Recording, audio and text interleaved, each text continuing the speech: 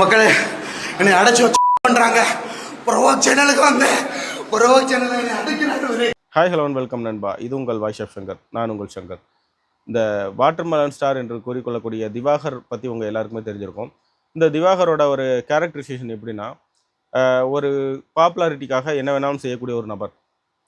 இதற்கு முன்னாடி நிறைய சேனல்களில் இன்டர்வியூக்கு போயிட்டு அந்த சேனல்களில் சண்டை எடுத்து இந்த மாதிரி பிரச்சனைகள்லாம் வந்திருக்கு.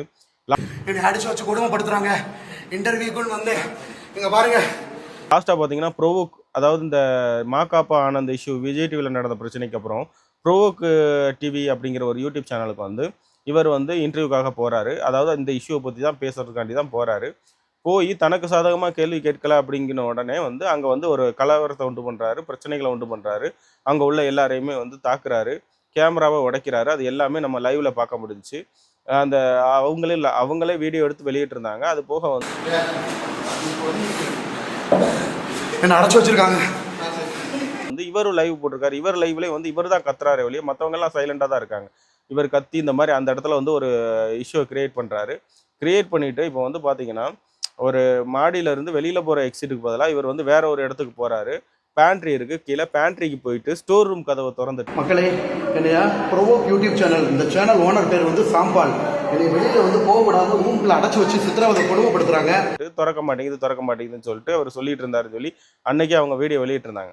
அந்த வீடியோ வெளியிட்டதுக்கப்புறம் இப்போ என்ன நடந்திருக்குன்னு பார்த்தீங்கன்னா, அந்த பேண்ட்ரி கதவை ஒரு திறந்த மாதிரிக்கு அந்த வீடியோக்களையும் அது போக வந்து என்னை அடைச்சி வச்சுட்டாங்கன்னு இவர் பேசுகிறாரு. ஆனால் சுற்றி இருக்கிறவங்கலாம் அவங்க வேலையை பார்த்துட்டு இருக்காங்க. இவர் வந்து அந்த இடத்துல சீன் கிரியேட் பண்ணுறாரு.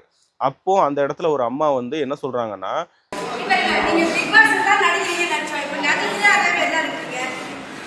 நீங்கள் வந்து பிக் பாஸில் தான் நல்லா நடிப்பீங்கன்னு நினச்சேன், நேர்லேயே நல்லா நடிக்கிறீங்க சார் அப்படின்னு சொல்லிட்டு ஒரு அம்மா பேசுகிறாங்க. அந்த அம்மா வந்து அங்கே பேண்ட்ரியில் வந்து டீ சாப்பிட வந்திருந்தாங்க. அங்கே உள்ள ஏதோ ஒரு ஒர்க்கர், அந்த அதில் வந்து ப்ரோவோக் மட்டும் இல்லை, நிறையா கம்பெனிஸ் இருக்குது. அந்த கம்பெனியில் ஏதோ ஒரு ஒர்க்கர், ஓகேவா, அவங்க பேசுகிறாங்க. உடனே வந்து அங்கேருந்து எஸ்கேப் ஆகுறாரு.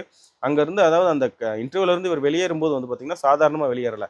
அங்கே உள்ள கேமராவை உடச்சிருக்காரு. கிட்டத்தட்ட 2.5 லட்ச ரூபா 3 லட்ச ரூபா மதிப்புள்ள கேமராவை உடச்சிருக்காரு. அங்கே உள்ள நிறைய பேர்கிட்ட வந்து பயங்கரமான பிரச்சனைகள் பண்ணி தான் வெளியேறியிருக்காரு. நிறைய பேர் வந்து தாக்கியிருக்காரு. கேமரா வாங்குறேன்னு சொல்லி கையெல்லாம் வந்து பரண்டி வச்சு ஒரு ஒரு ஒரு மிகப்பெரிய கலவரத்தை உண்டு பண்ணிட்டாருன்னே சொல்லலாம். அந்த உண்டு பண்ணி தான் இவர் வந்து வெளியேறியிருக்காரு. சரி, வெளியேறிட்டேன் அப்படின்னா பேசாமல் இருக்கலாம். வெளியில் வந்துட்டு 100க்கு கால் பண்ணி இவர் வந்து இப்போ இது பண்ணியிருக்காரு, இன்ஃபார்ம் பண்ணியிருக்காரு. வந்திருக்காங்க. போலீஸாரோட வேலை என்னென்னா ஸ்பாட்டில் விசாரிக்கிறது. விசாரிக்கும் பொழுதே இவர் தான் அங்கேருந்து கத்திக்கிட்டு செஞ்சுக்கிட்டு அவங்கள அந்த தவறுதலாக பேசிக்கிட்டு இந்த மாதிரி இருந்திருக்காரு. ஸோ ஸ்டேஷனுக்கு வாங்கன்னு சொல்லி கூப்பிட்டு போயிட்டாங்க. இவர் வந்து ஸ்டேஷனுக்கு போயிட்டாரு. அவங்க வந்து லேட்டாக தான் வராங்க ப்ரோவோக்கில் இருந்து. அது வந்து ஆக்சுவலாக ஒரு கம்பெனி. அவங்க வந்து லாயரை கூப்பிட்டு வர்றாங்க. வரும்பொழுது ஸ்டேஷனில் வச்சு இவர் அமைதியாக இருக்கிறாரு. அப்போ ஸ்டேஷனில் வச்சு கேட்குறாங்க, இந்த மாதிரி இவங்க இன்டர்வியூ கூப்பிட்ருக்காங்க, உங்களுக்கு பிடிக்கலன்னா நீங்கள் எந்திரிச்சு போயிருக்கலாம், கேமரா உடச்சிருக்கீங்க, இந்த மாதிரி இவரை வந்து இது பண்ணியிருக்காங்க, அக்யூசியேஷன் பண்ணியிருக்காங்க. அதாவது நீங்கள் இந்த மாதிரி கேமரா உடச்சிருக்கீங்க, இந்த மாதிரி விஷயங்கள்லாம் பண்ணியிருக்கீங்க, இது வந்து தவறு அப்படிங்கிற மாதிரி அக்யூசியேஷன் பண்ணியிருக்காங்க. ப்ரோவோக் அப்படின்ற யூடியூப் சேனல் சென்னை கீழ்பாக்கத்தில் என்னை அடைச்சி வச்சு என்னை தாக்கி அத்துமீறி வீடியோ எடுத்து அவங்க இதில் பதிவிட்டு இன்ஸ்டாகிராம்லையும் யூடியூப்லையும் பதிவிட்டு பல லட்சங்கள் சம்பாரிச்சாங்க. உடனே இவர் வந்துட்டு அந்த இடத்துல வந்து கேஸ் எல்லாம் வாபஸ் வாங்கிட்டு வந்து வெளியில் வந்திருக்காப்புல. அதில் வந்து இன்ஸ்பெக்டர் முருகனும் sub inspector Baskaran G3 police ஸ்டேஷனில் ப்ரோவோக் யூடியூப் சேனலுக்கு சாதகமாக செயல்பட்டு வந்துட்டு அதுக்கப்புறம் வந்து இப்போ என்னென்னா அவங்க இப்போ கொடுக்குற கேஸை நான் எடுத்தாகணுங்கிற மாதிரி அவங்க சொல்லியிருக்காங்க. அதாவது 2 பக்கமும் கேட்டுட்டு தான் அவங்க கேஸ் எடுப்பாங்க. அதிகமான நஷ்டம் யாருக்குன்னு பார்ப்பாங்க இல்லையா? அதிகமான நஷ்டம்னா பொருள் சேதமும் ஆட்களுக்கான சேதமும் வந்து அதிகமாக வந்து ப்ரோவோக் சேனலுக்கு தான் இருந்திருக்கு.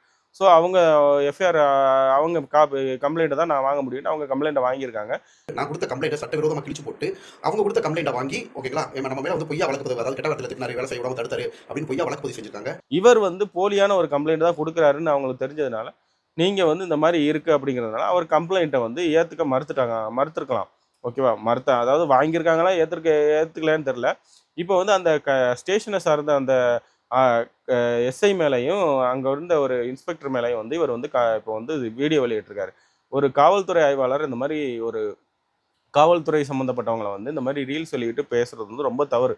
அது பேசினாச்சுன்னா அதுக்கான பின்விளைவுகளை வந்து பயங்கரமாக சந்திக்க வேண்டியிருக்கும். ஆனால் இந்த நபர் இவ்வளோ தைரியமாக இந்த நபர் பண்ணுறதுக்கு காரணம் என்னன்னு பார்த்தீங்கன்னா, இந்த நபருக்கு பேக் எண்டில் வந்து ஒரு ஸ்ட்ராங்கான ஒரு டீம் வந்து இப்போது செயல்பட்டு இருக்கு. அவங்க நம்ம என்ன பண்ணாலும் நம்மளை காப்பாற்றிடுவாங்கங்கிற ஒரு அதுப்பு இந்த ஆளுக்கு இருக்குது. அதுதான் வந்து இவரை வந்து இவ்வளோ தூரம் செயல்பட வைக்குது.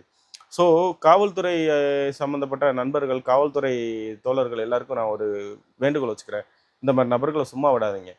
இப்போ இப்படி போடுறாங்க, நாளைக்கு வந்து இது ரொம்பவே கேவலமா பேசுவாங்க. ஸோ இவங்கள மாரி ஆளுங்க மேல வந்து உடனடியாக நடவடிக்கை எடுத்து, அ அந்த காவல்துறை சம்மந்தப்பட்ட அந்த ஒரு விஷயத்த வந்து காவல்துறைக்கான அந்த ஒரு மதிப்ப வந்து காப்பாத்திக்கணும்னு நான் கேட்டுக்கிறேன். இவர் இப்போ இன்னைக்கு வந்து ஒரு நார்மலான ரீல்ஸ போட்டு போயிட்டாரு. நாளைக்கு இவங்க ஒண்ணும் நீங்க ரியாக்ட் பண்ணலன்னா, இன்னும் ரொம்ப கேவலமா இந்த ஆள் பேசுவாரு.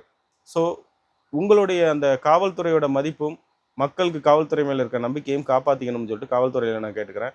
இவர் வந்து இதே போன்ற விஷயங்கள வந்து தொடர்ந்து செஞ்சுகிட்டு இருக்காரு. இது வந்து ப்ரோவோக் சேனல் அந்த இஷ்யூ நடந்து கிட்டத்தட்ட 4, 5 3 மாதங்களுக்கு மேலேயே மேக்ஸிமம் ஆயிருச்சுன்னு நெனைக்கிறேன். இப்போ வந்து இவர் இந்த இஷ்யூ எதுக்கு எடுக்குறாருன்னா, கடைசியாக இவர் போட்ட ரீல்ஸோ எதுவுமே வந்து அந்த அளவுக்கு வியூஸ் போகல. வெறும் 1000, 2000 வியூஸ் தான் போயிருந்துச்சு.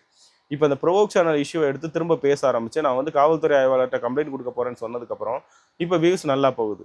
ஸோ கான்ட்ரோவர்சி வச்சே நான் வந்து வளரணும்னு நினைக்கக்கூடிய இந்த நபருக்கு, கண்டிப்பாக காவல்துறை ஒரு தக்க பாடம் கற்பிக்கணும் அப்படிங்கிறத நான் இந்த இதில கேட்டுக்கிறேன். ஓகே. இது உங்கள் வாய்ஸ் ஆஃப் சங்கர். நான் உங்கள் சங்கர். தொடர்ந்து இதே மாரி நியூஸஸ் நம்ம பார்க்கலாம். இத பத்தி உங்களோட கருத்து என்னங்கிறத மறக்காம நம்ம கமெண்ட் பாக்ஸ்ல சொல்லுங்க. நானும் உங்களோட இன்டராக்ட் பண்ணி ரிப்ளை பண்றேன். நன்றி, வணக்கம். அடுத்த வீடியோல சந்திப்போம். பாய்.